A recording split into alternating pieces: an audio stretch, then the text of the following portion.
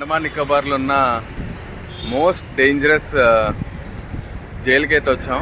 అదే మన cellular jail. ఎంతోమంది ఫ్రీడమ్ ఫైటర్స్ అంతా కూడా ఇక్కడే ఉన్నారు. ఇప్పుడైతే మేము లోపలికి వెళ్తున్నాం. నేను హ్యాపీ మొత్తం అంతా ఫ్యామిలీ అయితే వెళ్తున్నాం. వెళ్ళి ఎక్స్ప్లోర్ చేసిన తర్వాత వెంటనే వీడియో పెడతాను. Thank you. ఇదే మన సెల్యులార్ జైలు ఎంట్రన్స్ అనమాట. ఇక్కడే మన ఫ్రీడమ్ ఫైటర్స్ అందరినీ పెట్టారు, టార్చర్ పెట్టారు, కొట్టారు, హింసించారు, హ్యాంగ్ చేశారు. అండ్ స్నానం చేయడానికి సముద్రం నీళ్ళు ఇచ్చేవారు. ఎంతో దారుణంగా హింసించిన జైలు కాలాపానీ జైలు, అదే సెల్యులార్ జైలు. మేమైతే ఇక్కడికైతే వచ్చాము. ఇంకా డీటెయిల్స్గా గైడ్ని అయితే మేము పెట్టుకున్నాము. సో అతను ఫర్దర్గా ఎక్స్ప్లెయిన్ చేస్తారు ఎంత దారుణంగా ఇక్కడ పెట్టారో కండిషన్స్. ये दोनों जो है हॉस्पिटल हुआ करता था, जो हॉस्पिटल अब रहा नहीं, पूरा टूट चुका है। उसके जगह पे मार्टियस कॉलम बनाया गया, शहीद स्मारक। इस जेल में जो लोग शहीद हुए उन सभी को श्रद्धांजलि देने के लिए एक स्मारक है। इसका 1985 में ज्ञानी जेल सिंह ने उत्थान किया। रात को आप लोग शो देख चुके कि देखेंगे? हाँ, देखेंगे। तो आप लोग इसी चेयर पे बैठ के देखेंगे तो आपको इस पीपल ट्री के बारे में बताया जाएगा, जिसमें नंबर लिखा हुआ 53। जो पीपल का पेड़ आपको दिख रहा है, ये 100 ईयर्स से पुराना पीपल ट्री है। रिसेंटली 28 में यहाँ पे हेवी रेन की वजह से ये पेड़ पूरा जड़ समेत सेम प्लेस पर दोबारा गाड़ा गया है। गवर्नमेंट ने इसके ऊपर 3.25 लाख जेल के बारे में कुछ भी एक्सप्लेन नहीं किया। मैं सिर्फ आपको स्टार्टिंग पार्ट बता रहा हूँ। तो जो भी मैं एक्सप्लेन कर रहा हूँ आप लोग को सुनाई दे रहा है, समझ में आ रहा है? तो मेरा नाम फारूक है, मैं यहाँ आपके साथ में गाइड रहूँगा। ऐसे 25 साल से मैं यहाँ पे गाइड का काम कर रहा हूँ। तो जैसा कि आप लोगों ने सेल्युलर जेल का जो मॉडल देखा, बीच में टावर, इसके साथ में 7 स्पोक को कनेक्ट किया जाए। सारे विंग्स के कनेक्शन 7 टावर के साथ में, मतलब किसी भी गार्ड को एक विंग से दूसरे विंग जाना है, जिसके बैक से या फ्रंट से कोई डोर सिस्टम नहीं है। इनको पहले जाना पड़ेगा सेंटर पार्ट में, उसके पास थोड़ी वो दूसरा विंग एंटर कर सकते हैं। और 7 विंग में इसका टोटल जो है सेल कैपेसिटी, सेल मतलब टोटली कम है, टोटल जो है सेल वो 693 सेल। सेल का अंदर का डायमेंशन 13/7/2। एक सेल में एक सेल के सेल के अंदर आपको लेके दिखाया जाएगा उसको इंडिविजुअल या सेपरेट कोई और डे टाइम में क्लियर करके सेल के अंदर रखना पड़ता है। यानी कि रात भर इनको टॉयलेट के साथ सोना पड़ता है। इस जेल का जो आर्किटेक्ट था, इनका नाम था मैक्वेरियन, फर्स्ट जेलर डेविड बैग। और एस्टिमेट कॉस्ट जेल को बनाने का टोटल खर्चा 7.25 लाख रुपये लगा, क्योंकि इनको लेबर कॉस्ट पुरानी, लेबर जो थे फ्रीडम फाइटर। जेल को बनाने के लिए 600 क्रांतिकारी विंग में मैंने बताया आपको 7 विंग, मॉडल में आप लोगों ने देखा भी 7, लेकिन यहाँ पे देख पाओगे सिर्फ 3 विंग। 1 नंबर है, 7 नंबर है, बैक साइड में एक 6 नंबर है, बाकी के 4 विंग यानी कि 2, 3, 4, 5 पूरा डैमेज हो चुका है। डैमेज होने का रीज़न 41 में यहाँ पे मेजर अर्थक्वेक और 42 से लेकर 45 यहाँ पे जापानी पीरियड, उस समय सेकेंड वर्ल्ड में। तो कहा जाता है कि काफ़ी सारे बम इसके बैक साइड में गिरे, जिसके कारण विंग्स डैमेज हो गए। कुछ विंग डेंजर पार्ट में था, कभी भी टूट के गिर सकता है। तो यहाँ के गवर्नमेंट ने इसके बैक साइड के सारे विंग्स को क्लियर करके यहाँ के लोगों के लिए एक हॉस्पिटल बना दिया, जिसका नाम जीबी पंत यानी कि गोविंद वल्लभ पंत जी के नाम से रखा गया हॉस्पिटल। ऊपर जाएंगे पीछे आपको हॉस्पिटल दिखेगा। और विंग को कैसे बना के देखिए, 1 नंबर का मैं आपको एग्जांपल दे रहा हूँ। ये इसका बैक पोर्शन आपको दिख रहा है, वेंटिलेशन। रोशनदान जो है 9 फीट की हाइट पे बनाया गया। और ये विंग नंबर 7 इसका फ्रंट पोर्शन। यहाँ जो भी लोग रहते थे देख नहीं सकते था आगे वाला विंग में कौन रहा, बल्कि हर विंग को फ्रंट एंड बैक बना। చాలా అంటే చాలా చాలా దారుణంగా హింసించారండి మన ఫ్రీడమ్ ఫైటర్స్ని. వాటర్ కూడా ఇవ్వలేదంట. దాని తర్వాత సెల్లో టాయిలెట్లు వేసుకుంటే ఆ కంపులు ఎలాగున్నారు అసలు నిజంగా ఓడి అమ్మ నాకు బుర్రపాడైపోతుంది. మనం 5 నిమిషాలు వాటర్ రాకపోతేనే గిలగిల కొట్టుకుంటాం, అలాంటిది రోజుకి 2 సార్లు వాటర్ ఇస్తారంట. అసలు నిజంగా చాలా దారుణం అయితే దారుణం. बनाया गया इसीलिए ताकि यहाँ पे जो भी फ्रीडम फाइटर रहते हैं इनके मन पे हमेशा ये डर बना रहे कि हमारे अगेंस्ट अगर किसी ने भी कोई स्टेप्स उठाया तो उनको यहाँ पे हैंग कर सकते। तो उस समय शेड नहीं था, ऊपर को जो छत आपको दिख रहा है साइड का वॉल, ये व्हाइट रंग का वॉल, ये सब रिसेंटली बनाया गया है। ये ओपन गैलोस था, यानी कि खुला फांसी का। अगर किसी को फांसी दिया जाए तो फ्रीडम फाइटर सेल से खड़ा होकर देख सकते हैं। एक समय में एक साथ 3 लोगों को फांसी देने के हिसाब से बनाया गया। जब डोर के सामने जाकर आप लोग खड़े होंगे तो इसमें जो रस्सा लगाया गया रोप, ये नया लगाया गया है। ओरिजिनल में इसको ऊपर का बीम, नीचे का platform and left hand side में एक लीवर है जो ओरिजिनल। जैसे ये लोग लीवर को पुल करेंगे, तीनों प्लेटफॉर्म नीचे की तरफ खुलेगा, इनका बॉडी है। रस्सा नया है, बीम, प्लेटफॉर्म एंड लीवर आपको ध्यान देखना है। रस्सा खोलने पर बॉडी इसके नीचे गिरेगा, यहाँ से 2 गार्ड उधर के इनका डेड बॉडी को बाहर निकालकर पीछे में एक छोटा सा लोहा का डोर, कहा जाता है यहीं से बाहर निकलेगा। और बैक साइड में जो आपको वॉल दिख रहा है, ये इस जेल का ओरिजिनल कंपाउंड वॉल। आपने देखा जेल को काफी बड़ा बनाया है, लेकिन इसका कंपाउंड वॉल बहुत छोटा। उसका रीजन ये है कि यहाँ का जो फर्स्ट जेलर था डेविड बैरी, उसको कंफर्म था कि ये जेल से कूद के कोई नहीं भाग सकता, क्योंकि भाग के जाएगा तो कहाँ जाएगा, जंगल में जाएंगे तो आदिवासी दारुणం दारुणం బ్రిటిష్ వాళ్ళకి ఎగ్నెస్ట్గా మాట్లాడితే ఉరి తీసేస్తారంటే పాపం ప్రాణం ఎలా గిలగిల కొట్టుకుని చచ్చిపోయారు పాపం ఎంతమంది చచ్చిపోయారు అలాగే ఎంతమంది చంపేశారు అండి పాపం ఎంతమంది ప్రాణం పెడితే మనకి ఫ్రీడమ్ వచ్చిందండి ఎంతమంది పాపం చనిపోయారు మనకు ఫ్రీడమ్ ఇవ్వడానికి నిజంగా great hands off to everyone వందే మాత్రం ఇక్కడ ఉన్నప్పుడు అంతా కూడా ఒక రకమైన ఫీలింగ్ వచ్చిందండి పాపం అలా మనం ఇక్కడ ఉరి తీసేస్తేనే ప్రాంతం చూస్తే అసలు ఆవిడ అమ్మ నాకు చాలా ఏడుపు వచ్చేసినట్టు అనిపించేస్తుందండి అసలు అంత కష్టపడ్డారు పాపం ఏం పాపం చేశారని ఇలా ఉరి తీసేశారండి నిజంగా చాలా దారుణం అంటే దారుణం ఎంతో మంది కష్టపడ్డారండి నిజంగా మన స్వాతంత్రం రావడానికి థ్యాంక్ యూ ప్రాణం పోతున్నా సరే ఐక్యమత్యంతోనే మన వాళ్ళందరూ కూడా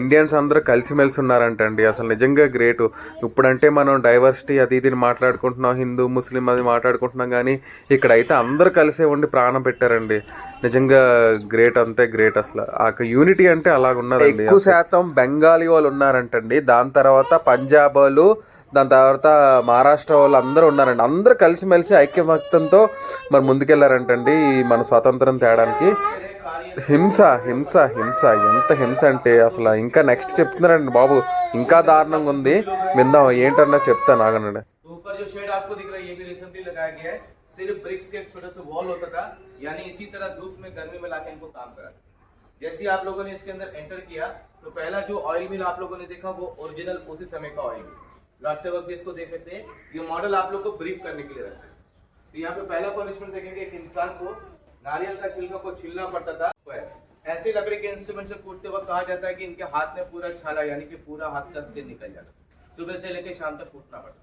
रस्सा का क्रॉस इस मशीन से इसे घुमाया जाए तो अल्टरनेट एक का ऊपर दूसरा घुमेगा ऐसे घुमा कर रस्सी के क्रॉस में घुमा देते और ध्यान उसको निकाल के कच्चा स्थिति में कूटना पड़ता है कहा जाता है उसे कूटते वक्त इससे एक लिक्विड निकलता है जो बदन पे लगने पर इनका बदन बहुत ज्यादा खुल जाता था और पूरा बदन में बर्न मार्क यानी कि गांठ पे लगते थे जो कोकोनट डालता था वो क्रश होकर उसका तेल अच्छी तरह से निकल सके और इनको घुमाने के लिए बहुत पावर लगता था थोड़ा आराम करने के लिए सोचता था इसके पीछे एक वाटर लगा रहता था हंटर मारने के जैसे गांव क्षेत्र में कोल्हू का बैल कहा जाता उसी तरह इंसानों से काम कराते थे एक दिन में एक इंसान को 30 pound coconut 10 pound mustard oil per day 40 pound तेल निकालना 40 पाउंड मतलब तकरीबन 18 किलो के उनको नेक्स्ट पनिशमेंट में भी इसी तरह से डिस्टेंस मेंटेन करेंगे सभी लोग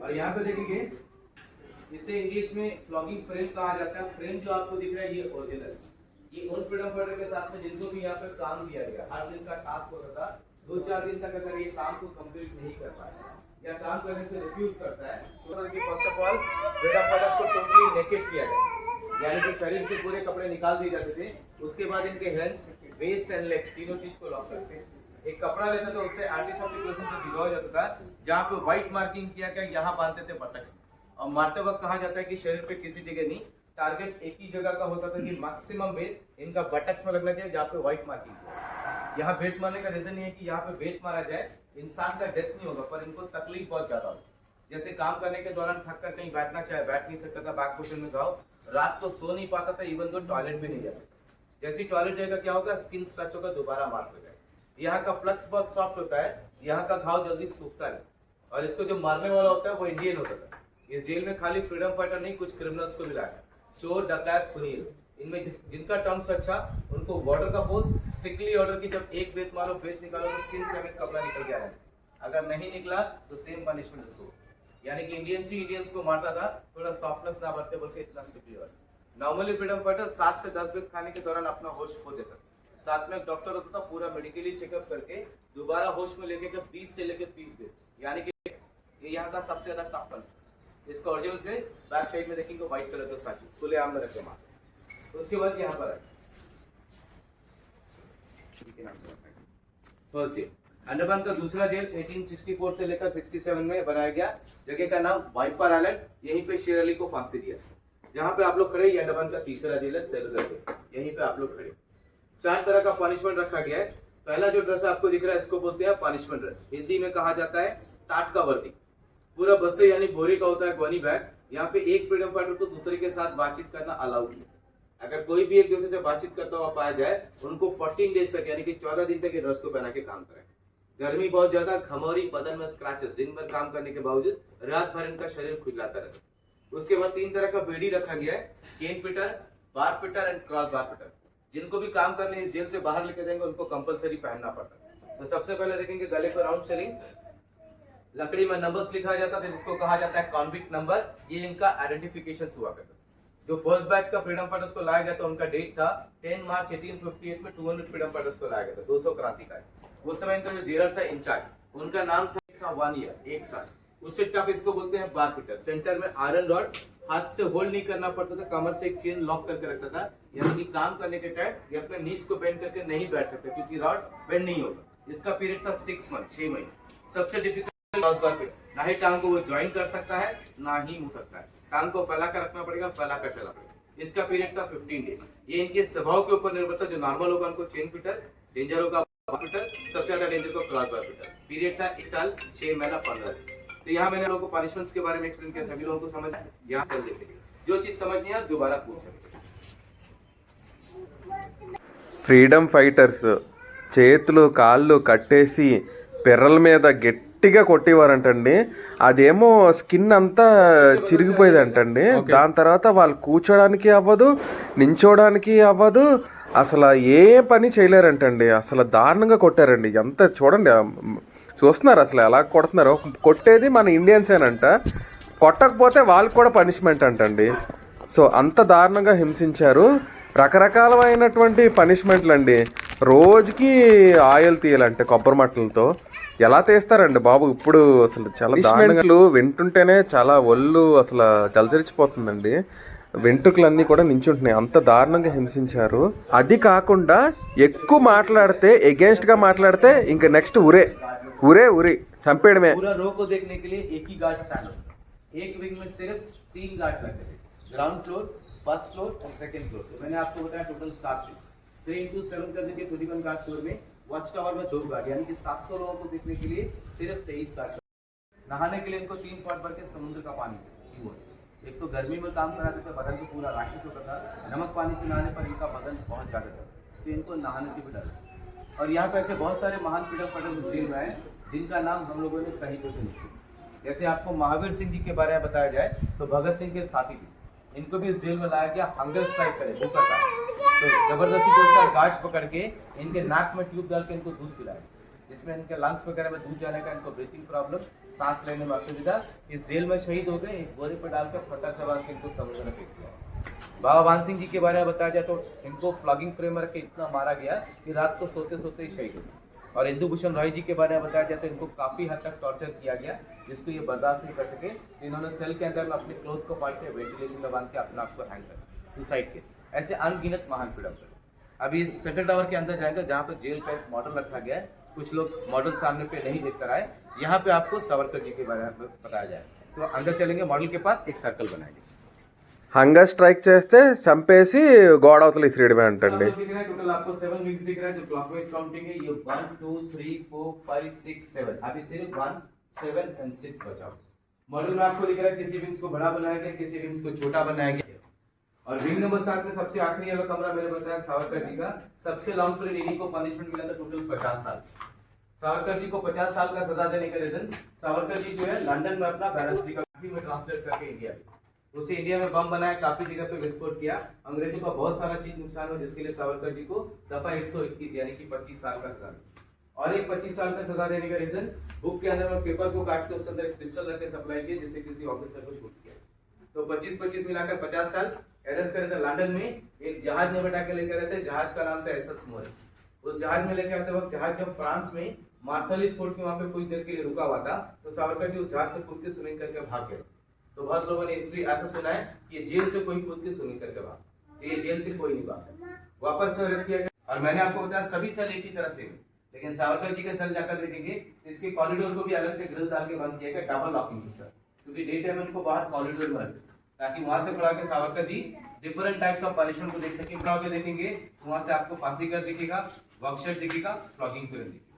और जब 10 साल का पीरियड, लेकिन दोनों भाइयों को आपस में 2 साल के बाद फर्क है, इस हद तक कम्युनिकेशन है। अभी यहाँ से मैं आप लोगों को ऊपर लेके चलूंगा सेंट्रल टावर, जहाँ पे लिस्ट ऑफ फ्रीडम पढ़ रहे हैं। सबसे ज्यादा लोग बंगाल के थे, उसके बाद पंजाब, महाराष्ट्र, आसाम। उसके बाद मैं टॉप लेके जाऊंगा। यहाँ पे कुछ ఈ సెల్యులార్ జైల్కి 7 వింగ్స్ ఉన్నాయంట. ప్రస్తుతానికి అయితే 3 వింగ్సే ఉన్నాయి, మిగతా వింగ్స్ అన్నీ డ్యామేజ్ అయిపోయాయి. ఈ సెల్యులార్ జైల్కి దగ్గర దగ్గర 700 పీపుల్ అయితే ఉండేవారనమాట, ఫ్రీడమ్ ఫైటర్స్. మీరు చూస్తున్న ఇటుకలన్నీ కూడా మన ఇండియన్స్ ఖైదీలు చేసినటువంటి ఒరిజినల్ బ్రిక్స్ అనమాట. అండ్ ఈవినింగ్ అయితే ఒక లైట్ షో ఉంటుందండి, దాన్ని డెఫినెట్గా మిస్ చేయకూడదు. ఎందుకంటే అది రిప్లికా అనమాట. అసలు ఎలా స్ట్రగుల్ అయ్యారు ఏంటి అన్నది ఒక పిక్చరైజేషన్ లాగా చూపిస్తారనమాట. అది చాలా చాలా చాలా బాగుంటుంది, మస్ట్ వాచ్. ఎప్పుడు కూడా మిస్ చేయకండి. ఇది మన సెల్యులార్ జైలు సెకండ్ ఫ్లోర్ అనమాట. సో లిస్ట్ ఆఫ్ పీపుల్ ఎవరెవరిని ఏం పెట్టారో అన్నది మొత్తం అన్ని నేమ్స్ కూడా ఉన్నాయన్నమాట. చాలామంది మన ఫ్రీడమ్ ఫైటర్స్ చాలా కష్టపడ్డారండి. रात को शो में आपको शेर अली के बारे में बता दिया, जिसने एक ऑफिसर का मर्डर किया था इसी जगह पे। उनको वाइट वाले फांसी दे दी। अभी ये जगह का नाम को माउंट मणिपुर के नाम से जाना जाता है। रेड एंड व्हाइट टावर आपको दिख रहा है, लाइट हाउस। ये है नॉर्थ पे, यहाँ पे कोरल दिखाते हैं, सिवा होता है, स्कूबा डाइविंग। इसके एग्जैक्ट लोकेशन आप देखेंगे तो इंडिया गवर्नमेंट का जो पुराना 20 रुपीज का नोट है, उसके बैक साइड में यही का फोटो को प्रिंट किया है। पुराने टाइम के 20 रुपए का। Total how many freedom fighters were there at a time? At a time में अलग अलग, जैसे 1932 से लेकर 38 में सबसे ज्यादा लोग बंगाल के थे, पूरा सारे विंग स्कूल था। So what is the capacity, sir, of the jail of? 693, one cell one। Okay, okay. तो 693। Okay, okay. कैलरी में ना कई जगह जमादार का वर्ड मेंशन हो रखा है, तो वो जमादार हाँ। किसको कहते थे एग्जैक्टली? Sir, जमादार बोलने से जैसे जो घोड़ा मारता था ना, उसी को ही। जमादार, टंडेल, पिटिया, ये सब। sir, no lady. एक्चुअली देखिए, लेडीज के बारे में बताया जाए तो यहाँ पे लेडीज फ्रीडम फाइटर्स को भी लाया गया, हाँ, लेकिन लेडीज फ्रीडम फाइटर्स को इस जेल में नहीं रखा गया। सीधा आगे में देखिए वो फ्लैग पॉइंट है, उसके बैक साइड में देखिए स्काई ब्लू छत दिख रहा है आपको, वो अभी 8% गवर्नमेंट प्रेस बना दिया, हाँ, वहाँ पर रखते थे। और शादीपुर में रखते थे, अभी उसको स्कूल बना दिया, जो बैरक्स थे। पर उनको इस तरह का टॉर्चर नहीं था। ब्रिटिशर्स अपने एंटरटेनमेंट के लिए, प्लस यहाँ पे जो क्रिमिनल्स रहते थे उनका एंटरटेनमेंट के लिए लेडीज को रखा, ताकि वो लोग अंडमान में रहे। यहाँ की लेकिन कोई स्टोरी नहीं है ना कि हॉन्ट करते हैं या कुछ ऐसे? देखिए, हॉन्टिंग के बारे में तो बहुत सारे वीडियोस बने हैं यहाँ पे कि सेल्वर जेल में आज भी भूत दिखता ही है, तो वो मैं टोटली आपको क्लियर कर दे रहा हूँ। एक्चुअली क्या है, यहाँ पे जो सिक्योरिटी गार्ड्स नाइट में रहते हैं, यहाँ से बहुत सारा आवाज इनको चिल्लाने का आवाज आता है। तो एक्चुअल रीजन क्या है वो मैं अपना तरीके से बोलता हूँ। ये जो पीछे जो वार्ड आपको दिख रहा है ना, ये जो लंबा वाला है, ये ऑर्थोपेडिक वार्ड है। तो फ्रैक्चर केसेस है, तो रॉड वगैरह निकालेगा तो थोड़ा से भी चिल्लाएगा तो ये पूरे इको होके बजेगा, तो उधर मतलब फील करता है कि अंदर से कोई आवाज है। वैसे मैं आज तक 25 साल हो गया हूँ, ऑलमोस्ट 26 ईयर आपको हंटिंग करा से लेकर 38 में यहाँ पर सजा काट के वो लोग वापस लौट के चले गए। 38 में क्या हो गया, ब्रिटिशर्स ने एक अनाउंसमेंट किया कि जो लोग जाना चाहते हैं वापस जा सकते हैं, जो लोग रहना चाहते हैं यहाँ पर रह सकते हैं, क्योंकि उस समय सेकेंड वर्ल्ड वॉर शुरू हुआ, 42 जापानी अटैक करते, तो दोनों मेंटेन नहीं करते। जो लोग जाना चाहते चले गए। लास्ट वर्जन का 2004-2005 में आया था। तो जब भी फ्रीडम फाइटर्स को जो बंगाल से आते हैं उनको यहाँ पे जैसे हिस्ट्री को तो सॉरी चाहता हूँ समझने में। Thank you very much, happy day. आप अच्छा बोले, अच्छा बताए। Thank you for your time. Photography करना है तो आउट में जाके ले सकते हैं, बाहर टेस्ट करता हूँ। मतलब ऐसा लगी कि वाकई में पेड़ बात कर रहे हैं, बहुत हार्ड टचिंग। वो पहले वाला बहुत अच्छा था, फिर बच्चों को थोड़ा विजुअलाइज करने के लिए वो लोग लेकिन अच्छा सेट कर रहे हैं, अच्छा। तो शॉक हो गए। लेकिन अबे देखे तो वो वीडियो अब समझ हुआ। ఈ జైలు గురించి ఎంత చెప్పినా సరే చాలా తక్కువ, మన ఫ్రీడమ్ ఫైటర్స్ గురించి ఎంత చెప్పినా తక్కువే కానీ. సో ఇదైతే మా అండమాన్లో లాస్ట్ డే అనమాట. సో ఇది చూసుకున్నాక మేము 2:30కి అయితే మాకు ఫ్లైట్ ఉంది బెంగళూరుకి. సో ఇక్కడ నుంచి అయితే మేము ఎంత ఫాస్ట్గా అయితే అంత ఫాస్ట్గా అయితే బయలుదేరిపోవాలి. సో మేమైతే 5 nights ఉన్నామన్నమాట. మా అండమాన్ ప్యాకేజ్ అయితే తీసుకున్నాం మేమైతే. 5 nights 6 days అనమాట. సో మేమైతే 5 nights 6 days ఉన్నాం అనమాట. సో ఫస్ట్ డే ఏమొచ్చి పోర్ట్ బ్లేర్లోనే స్టే చేసాము. దాని తర్వాత 2 days ఏమొచ్చి మేము హ్యావ్లాక్ ఐలాండ్లో అయితే ఉన్నాము. దాని తర్వాత నీల్ ఐలాండ్కి వెళ్ళాము. దాని తర్వాత మళ్ళీ పోర్ట్ బ్లేర్లో ఒక నైట్ అయితే మేము స్టే చేసాము. ఇదేమో మా లాస్ట్ డే అనమాట. ఈ అండమాన్ ట్రిప్కి ఎక్కడెక్కడ ఏమేమి ఖర్చు పెట్టాము, ఎంతెంత ఖర్చు పెట్టాము, ఎంత డబ్బులు అయింది, ఈ రైడ్స్కి ఎంత అయింది, హోటల్ స్టేకి ఎలాగైంది, అండ్ ఇలాంటివన్నీ కూడా నేను డీటెయిల్గా ఒక వీడియో అయితే పెడతాను. సో ఏంటంటే ఓవరాల్గా నాకు మా వైఫ్కి మా బేబీకి ముగ్గురికి కలిపి నేను 1.5 L అయితే ఖర్చు పెట్టాను. మనమైతే ఇప్పుడు వీర్ సావర్కర్ గారి సెల్కి అయితే వచ్చాము. ఇక్కడే ఇతను పెట్టారు. ఇతనికి 50 సంవత్సరాల కఠిన కారాగార శిక్ష అయితే విధించారు. అండ్ ఇంకా స్పెషల్ ఏంటంటే ఇతనికి డబల్ డోర్ అయితే లాకింగ్ ఉంటుంది అనమాట. అంత స్ట్రిక్ట్గా ఉన్నదనమాట సెల్ ఇతంది. అతను ఆ కాలంలో వాడిన పాత్రలు అనమాట. ఇంకొకటి ఏంటంటే ఇతని సెల్ నుంచి కిందకి చూస్తే అక్కడ హ్యాంగింగ్ చేసేది కనిపించేది అంటండి. సో అతను చూసి ఎంత మెంటల్గా డిస్టర్బ్ అయి ఉంటారో అసలు. ఇతని పేరు భాస్కర్. ఇక్కడ మన సెల్యులర్ జైల్లో ఇక్కడే పనిచేస్తున్నారు. సో వచ్చినప్పుడు కలవండి. భయ్య అయితే చాలా ఇక్కడే పుట్టి పెరిగాడంట. సో ఒరిజినల్గా అయితే మన తెలుగు అతనే. భాస్కర్ హాయ్ చెప్పండి. Bhaskar okay, thank you. వచ్చినప్పుడు భాస్కర్ని కలవండి, మంచిగా మాట్లాడతాడు, ఫుల్ ఇన్ఫో అయితే ఇస్తాడు. ఇతను సవత్కర్ సెల్ దగ్గర అయితే సెక్యూరిటీ కింద పనిచేస్తున్నాడు. So thank you, bye. ఏంటి అక్కడ చైనీస్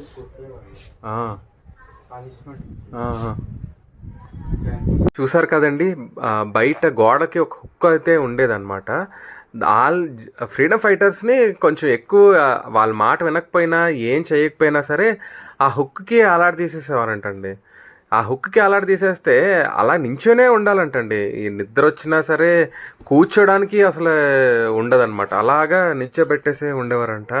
చాలా దారుణంగా హింసించారు మన ఇండియన్స్ని. ఒకవేళ జైలు నుంచి కానీ ఫ్రీడమ్ ఫైటర్ తప్పించుకుంటే చుట్టూరు సముద్రం, ఈదలేం, బొడ్డుకి ఈదలేం, వేరే మెయిన్ ల్యాండ్కి అయితే ఈదలేం. ఒకవేళ తప్పించుకుంటే చుట్టుపక్కలంతా ట్రైబల్స్ ఉంటారు, వాళ్ళు వేసేస్తారనమాట. ఇది మనం చూస్తుంది ఏంటంటే ఇదంతా మెమోరియల్ అనమాట. మ్యూజియం లాగా పెట్టారు ఇక్కడ అంతా. పిక్టోరియల్ రిప్రజెంటేటివ్గా ఏ సంవత్సరంలో అక్కడ ఎలాగలా హింసించారో, ఈ జైలు ఎలాగైతే నిర్మాణం అయిందో, అక్కడ ఎవరైతే బ్రిటిషర్స్ ఉన్నారో, ఇంకా ఫ్రీడమ్ ఫైటర్స్ ఎవరెవరు ఉన్నారో మొత్తం అంతా కూడా డీటెయిల్గా పిక్టోరియల్గా ఇక్కడైతే ఈ మ్యూజియం లాగా పెట్టారనమాట. ఇది చూస్తున్నారు కదా, ఇక్కడైతే బయటే పెట్టారనమాట. ఒక ఫ్రీడమ్ ఫైటర్ని ఎలా సంఖ్యలతో కట్టి ఆ బొటక్స్ మీద చాలా దారుణంగా కొట్టేవారనమాట ఒకవేళ బ్రిటిషర్స్ కానీ ఎదురు తిరిగితే. అండ్ ఏంటంటే ఎండ్లో మొత్తానికి పని చేయించేవారు.